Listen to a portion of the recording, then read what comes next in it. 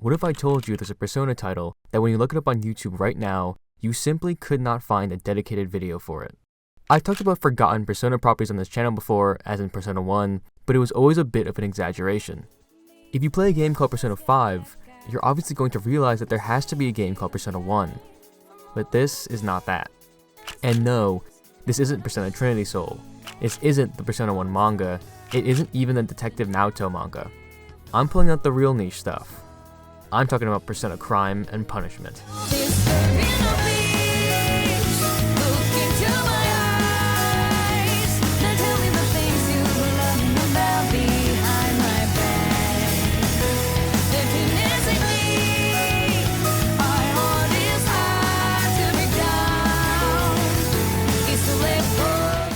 For almost all mainline Persona games, there's usually a spin-off manga that retells the events of the game, all except for Persona 2, the closest thing to a retelling being an anthology manga. Instead of receiving a manga reimagining of its story, it instead got a prequel series that takes place roughly between 6 to 12 months before the events of Eternal Punishment, in the same school as the Persona 2 duology, Seven Sisters High. Even though I say prequel, the actual story doesn't really have anything to do with the characters from Persona 2 except for small references, only sharing a setting. The series, named Crime and Punishment, or Sin and Punishment depending on the translation, named in reference to Dostoevsky's Crime and Punishment and in reference to the titles of each Persona 2 installment, Innocent Sin and Eternal Punishment, is 3 volumes long and has never been officially translated to English. And unfortunately, all the fan translations online are subpar. But moving past this hiccup, let's take a look at what this story has to offer. We start off with our titular protagonist, Kazumi Kiba, as he has a dream of Philemon, a being who lives in the realm between the conscious and unconscious, who is a major player in both Persona 1 and 2. After telling Philemon his name, Kazumi wakes up in a shock, realizing it was all just a dream. Once he arrives at school, he uses this dream as inspiration to pitch the idea of a masquerade party that his class could do for the upcoming school festival. Because his class decided to go with his idea, Kazumi now has to go with his childhood best friend, Rihito, a famous model, to go buy masks at the party. As they explore the town of Sumeru looking for stores, they stumble upon the Velvet Room where they meet Igor, the master of the Velvet Room and servant to Philemon. He tells them about the concept of personas, and it gives them a mask they can use for the school festival. As they leave, they walk by an imposing billboard that has a picture of Rihito modeling for the company Nymphea. As they stare at it, Rihito asks Kazumi if the word persona sounded familiar to him.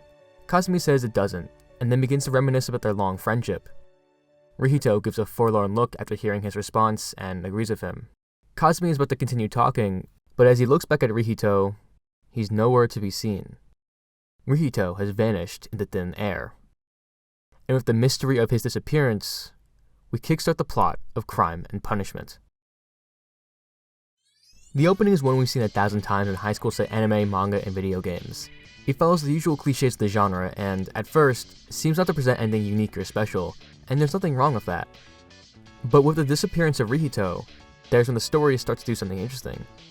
In all Persona games, the character you play as is never alone. In these games, the story's inciting incident will usually be what brings the group of main characters together to go along on their journey. And with both Kazumi and Rihito having entered the Velvet Room together, the audience almost expects this story to follow those usual tropes, that these two will be our starting main cast that will watch grow in numbers throughout the rest of the story. But Crime and Punishment begins with the absence of one of our characters. And not only does this subversion give Kazumi a strong motivation, it also cues our curiosity. We not only want Kazumi to find his childhood best friend to fulfill his goals, we also want him to find him so we can uncover the mystery of what just happened to him. This is a fantastic hook to the start of our story. After days go by with no word from Rihito, Kazumi hears a rumor that he's been seen in the old abandoned factory in town. This leads him to go explore it. Outside the factory, a little girl sings a song that sounds strangely familiar to him. As he enters, she ominously tells him that he'll find his true self in there. Walking into the factory, Kazumi encounters a living hell. Demons are swarming inside, all hungry for blood, excited at the fact that Kazumi has the ability to see them. Terrified, he runs to the factory until he runs straight into Rihito. Kazumi hurriedly yells at him that they have to leave, but Rihito only looks at him disappointedly, annoyed that Kazumi also has the ability to see the demons. Confused, Kazumi tries to get some answers out of him. Rihito snaps, and tells him that he's always hated him, then orders the demons to kill Kazumi. A terrified Kazumi lays helpless as the demons attack. but from his fear is born a new power, the power of persona. His new persona, Yama, protects him until he falls unconscious. He later awakens and discovers he was saved by 3 other persona users who have been living in the abandoned factory: Kaito, Narui, and the mysterious girl he met outside the factory, Renee. Allying himself with these 3, Kazumi sets off on a journey where he learns that Rihito is working for Nymphaea, which is not only a cosmetics company, but also an organization led by Narui's brother, Kusuka Yakumo, who is on a path to unlock the full powers of the Black Book, utilizing a group of persona hunters known as Reapers to rip personas out of persona users and provide them to the Black Book, Rihito being one of these Reapers. It's now Kazumi's goal to find the 4 keys to Philemon's Red Book, which contains the knowledge of the unconscious realm, in order to use it to seal the power of the Black Book and find out why Rihito is working for Nymphaea. Overall, this first third of the story is pretty solid. Kazumi and Rihito have a compelling relationship dynamic that creates a clear through-line of the narrative, and the both of them are definitely the most engaging part of the story. However, while the protagonist and antagonist are captivating, our introduction to our other supporting cast is not so much. They feel very tropey. Kaito being the cool older brother hothead, Narui being the cold woman with a dark past we'll find out later, and Renee being the stereotypical mysterious child who will reveal themselves to play a much bigger role in the narrative later on. And this also applies even more so to the plot. It's your basic fetch quest with a bunch of MacGuffins. Antagonists have bad objects, we need to go on an adventure to collect the other items that stop it. And the story doesn't really elaborate or do anything else to the formula. And when the story doesn't really elaborate or do anything else with this formula, the core of the plot feels a bit boring. Which is unfortunate because going past that, it plays around with some very interesting ideas, like the Persona Hunters, something I'd actually love to see in a future Persona game. But while the plot structure doesn't expand on anything special, its characters actually end up surprisingly growing into something more engaging. On my first read-through, I was afraid I wouldn't really care for any of the characters other than Kazumi and Rihito, because I felt bland they came off in their introductions, especially since the plot wasn't doing anything too crazy either. But I can happily say, as the story progresses, these characters become much more complex. The first one that becomes something more is Narui. As Kazumi and the crew encounter their first challenge of obtaining one of the keys, Narui is forced face to face with her brother. This is where we learn that the two are in fact related, and the history they have. Kusuka used to be caring and empathetic, and even while they were kids, he had access to personas. Though they weren't anything strong combat-wise, he would often use them to entertain Narui and heal her wounds. This led to her growing up wanting to be just like him, a persona user. Unfortunately, their home life was an abusive one.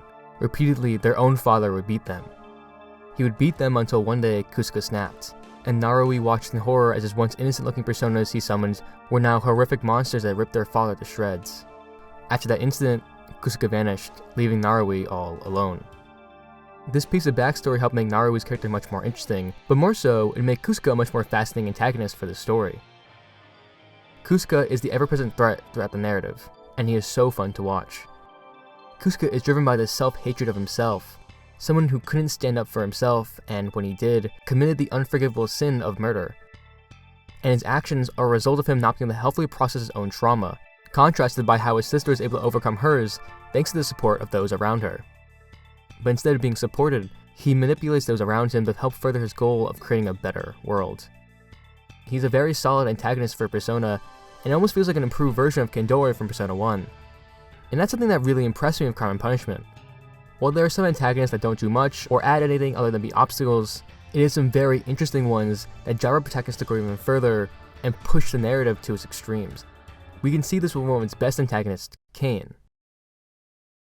On a mission to find the second key, Kaito goes to a church to talk to its pastor. This pastor is Cain, a fellow ex-cop who was assigned on the same special mission as Kaito 2 years ago in the Force. On that fateful day, the two of them were assigned to a team that was going to raid a building housing a criminal of unknown origin. But when their team went in, they were attacked by a demon only Kaito could see. It ravaged the police squad, killing everyone but Kaito and Cain. After they finish reminiscing, they both stand on the beach, and Kaito tells Cain he knows what he did. Now that he's reunited with him, his suspicions have been confirmed. He smelled a Reaper that night, and Cain was the one who killed their team. And with that, the same demon from that night appears, summoned as Cain's persona. This is one of the best battles of the story. It's heartfelt, emotional, and reveals a different side of Kaito other than his goofy older brother energy. He was someone who was hurt and betrayed. Not only that, Cain is also such a compelling complement to Keito's character. Their previous relations and the twist that he was the one who killed their team made this arc so compelling. And what makes this better is its conclusion. After an impassioned battle, where Keito desperately tries to beat the answers out of Cain, he finally gets it once Cain lays defeated. That police team they were part of was actually under the influence of Kusuka and was a trap to lead the team to their deaths, part of a plan to awaken the Black Book. After uncovering this and terrified of Kusuka's power, Cain agreed to work with the squad leader to kill all the other members. But in a last act of defiance, he killed their squad leader on that night alongside the rest of the team, sparing Keito. From that day forth, he was trained as a Reaper, forever living with this sin. For a story whose plot is pretty bare bones, it was such a surprise to see antagonists who were so fleshed out, that divulged from the tropes of the plot. The Reapers that Kazumi and the others face, such as Rihito and Cain, are so much more than just people working for Kusuka. They have their own motivations and goals for working for him, and of Cain, they can be complex. He was someone who never even wanted to work for Kusuka, and he has no interest with the Black Book, but he was forced to become a Reaper because of his own cowardice. He made efforts to move past this, becoming a pastor who helped this community, but it simply was not enough. In the end, he has Keito take his life so that he may pay for his sins. Cain isn't even the only Reaper who doesn't fully serve Kusuka. Lago, the second Reaper we ever meet, is only working for him so that he himself can get closer to the Black Book. And in the finale, where Kusuka and the other Reapers are busy fending off Kazumi and the others, he sneaks around Nymphaea trying to steal the Black Book for himself until he's defeated by its guard. Crime and Punishment's antagonists are all unique and compelling. For all the main antagonists of the story, their motivations all stem from the sins they've committed. We see that with Cain and Kusuka, that they have to rectify the horrific sin of murder that they have committed. And Rihito also fits superbly within this overarching theme. As the story approaches its end, Kazumi asks Rihito to meet him at Elia's shrine. Once there, Kazumi tells him that he remembers why he hates him. At this very shrine when they were kids, they had a third childhood friend, Mana. Mana would always climb the biggest tree at the shrine, making fun of Rihito for being too scared to climb. One day, Rihito finally gets the courage to climb it, and Kazumi and Mana excitedly went up to go and join him. But as Mana climbs, the branch she's holding onto snaps, and the fall kills her. But it wasn't the horrific accident itself that made Rihito hate Kazumi. After it happened, Kazumi told Rihito to keep it a secret. When the police asked what happened, they both lied and told him they didn't know. But Rihito hated this. He hated pretending like nothing happened. He hated that Kazumi could keep on living like things were the same. And once he developed his persona powers, he finally snapped and rebelled against Kazumi, working with Kusuka in an attempt to wash away his sin. What makes this great is that not only is it Rihito's sin, it's also Kazumi's. Every character in the story is driven by the need to repent. However, there are those who take a healthy path for their mistakes, and those who take a destructive one. Crime and Punishment is not only a story about sin, but about healing. It's about undergoing trauma and inflicting trauma, and learning how to live afterwards. It's about forgiving yourself. And this forgiveness takes the form of Renee, who's actually a persona from the Red Book's power, born from Rihito and Kazumi's hopes and wishes, taking the form of their childhood friend, Mana, the girl who represents their sins. While not directly related to any of the Persona 2 games, Crime and Punishment is very much the same in terms of themes. And I'd say that it embodies those themes just as well as the games. The story does have some problems, and the structure is nothing new. At parts, it drags, and there are some characters who are a bit flat. And while it's not its own fault, the current fan translations that are out there are very lackluster, to the point where sometimes it's hard to figure out what's going on. But even so, I think it handles its main protagonists and antagonists so well that I can ignore these issues. In terms of character motivations and relationships, it's some of the best I've seen in Persona. Not to mention, there's some really cool concepts that I wish were in the games. As I mentioned before, the Reapers are sick, and they're made even better because of the complexity and heart they're given in the story. And while I think the idea of the books falls a bit into the MacGuffin territory, the visuals of the Black Book are just so fun. Crime and Punishment is a heartfelt story of processing pain and learning to forgive. It's not perfect, but it's something I'd say is worth checking out. I hope one day there'll be a dedicated group of fans who will be able to get a better fan translation out there so that even more people can experience this story. I think that this is something that doesn't deserve to be forgotten, and hopefully, through this video, it won't be. Thank you to my patrons Pink Pancreas and Sebastian Simon for the support. If you'd like to support me more, my Patreon is in the link in the description.